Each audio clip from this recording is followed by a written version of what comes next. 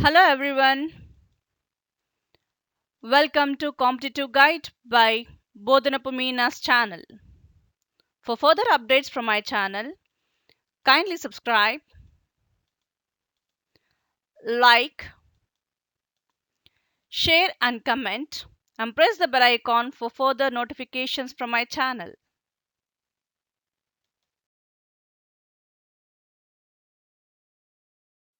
Each and everyone will be having a lot of questions regarding the group discussion, like whom to address, what to address, whether we can initiate someone to speak, or whether we have to initiate ourselves like that. So let us see the frequently asked questions regarding the group discussion in this video.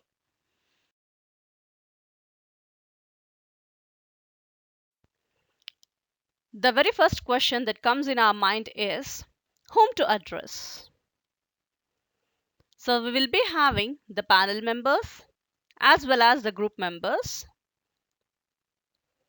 So here we will get a confusion that whom we have to address, whether we have to address the panel members or we have to address the group members. As this is a group discussion, we will be discussing among our group members. So we have to address our group members, not the panel members. And even it is not advisable to look towards the panel members while you are discussing with your group members. So have the eye contact with your group members, not with the panel members. Keep this in mind. The very common question faced by everyone is how to address the group members. So while you are initiating the group discussion, then start with the phrase hello everyone. Or if you're not comfortable with that, then you can use greetings of the day. According to the time, if it is in the morning, say good morning everyone, or good afternoon, or good evening according to the time of the day. Then if you are in the middle of the group discussion, then use friends to attract the audience or your group members. Then if you know the names of the people, then quote their names or use their names.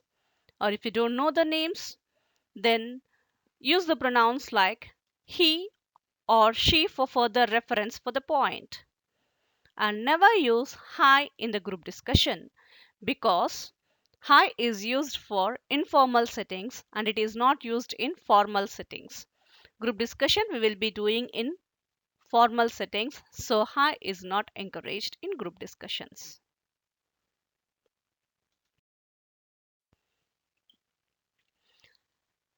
The most common doubt for everyone is, should one encourage others to speak up during the discussion? Do not do it directly, as it may embarrass the person. However, if someone has been trying to speak on a relevant point and is being cut off constantly by others, then you may encourage him or her to express his or her views.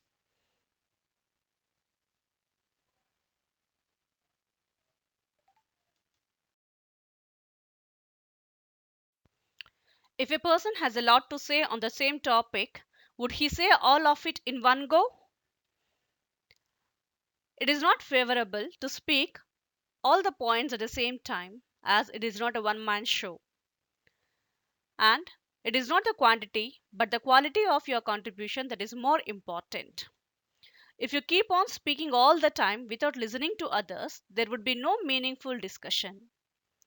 And that too, if you do have a lot to say on the subject, first initiate the topic or initiate the group discussion, outline the topic with your strong views on the topic, and thereafter, in the course of the discussion, you could elaborate on the other points.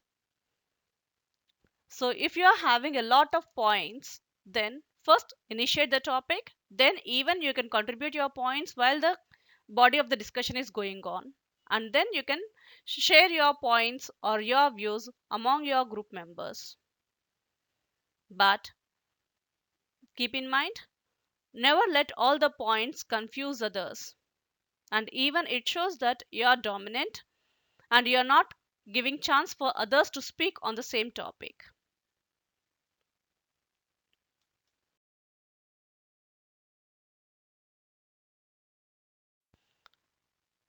The very next question, which is common to everyone, is there any particular seating arrangement which is favorable to the participants? If the participants are asked to sit in a circle or in a semicircle, one position is as good as another. So there is no particular position if you sit in circle or in the semicircle.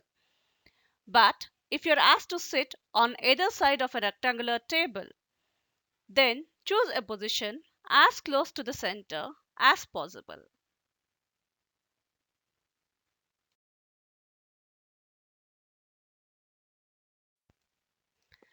The next question here is, can we take a definite stand in the group discussion and then later on during the group discussion switch over to the another stand? Yes, we can do this as we are doing the group discussion, not the debate. So we can change our opinions.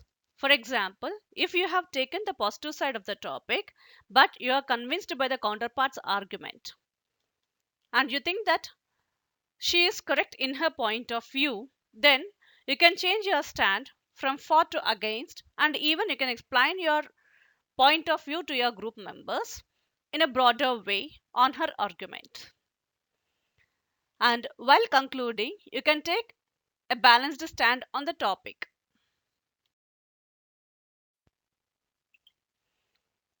Should one ask the moderator to explain the meaning of the topic if one does not understand the same?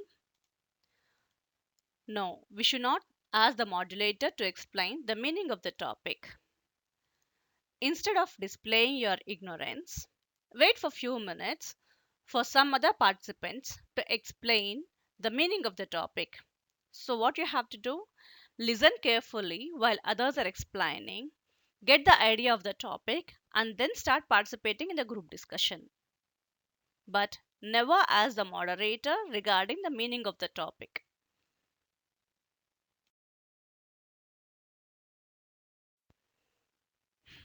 Can we use examples to illustrate our point? Yes, we can. We can use examples if it helps in elaborating our point.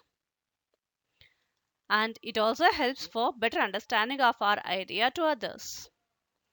And it is advisable while you are using examples to keep them short and simple, as nobody will have a patience to listen for long drawn out examples. Can we use a slang while we are discussing? No. It is not advisable to use slang while we are discussing. So it is best to avoid using slang.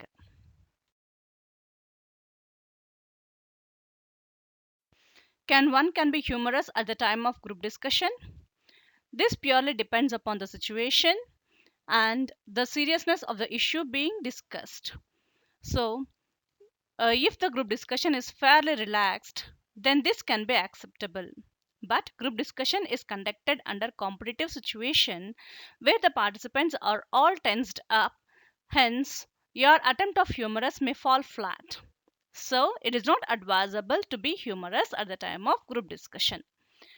But it is advisable to react according to the situation.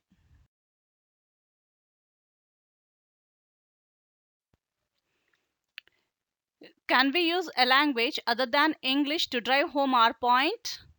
No. It is advisable to stick only to English. So practice well speaking in English and to arrive at your conclusions effectively.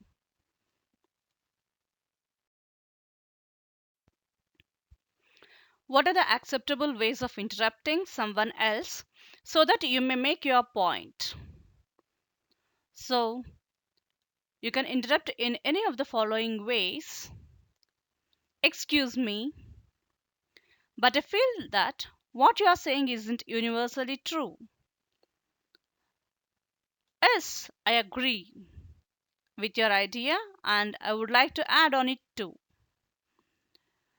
Yes, I think you are right when you say that, but could you clarify what it is? So you can use this. Excuse me? Yes, I agree with your point. Yes, you are right. So by using these phrases, you can interrupt someone while you are discussing. Are the topics decided on the basis of the academic background of the participant? No. Topics are usually general in nature, and it provides the same level of playing ground for all the participants to showcase their talents.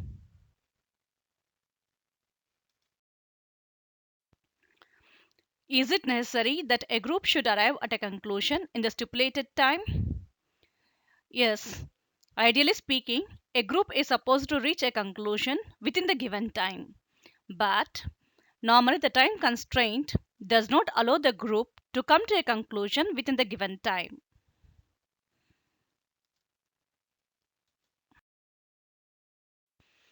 Is an end summary absolutely essential? No. If the group has not reached a conclusion, then it would be good if someone puts the whole discussion in perspective by summarizing. But if there is not sufficient time, a summary may be avoided. So, if time is there, then you can go for summarizing or putting forward all the discussed points in front of everyone. But if there is no time for you to do such thing, then you can avoid the summary. Thank you friends for watching. Stay tuned with my channel for more videos like this. Do like, comment and share my videos. Have a great day.